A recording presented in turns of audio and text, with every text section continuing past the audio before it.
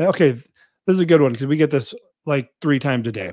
My wife and I got married in India, and keep in mind, the question can be in any country or any other state. They'll say, "Hey, we were married here or there, anywhere other than California." We both live in Los Angeles County. We were married in Orange County. Where do we file for divorce? So the simple answer is you file for divorce where you live.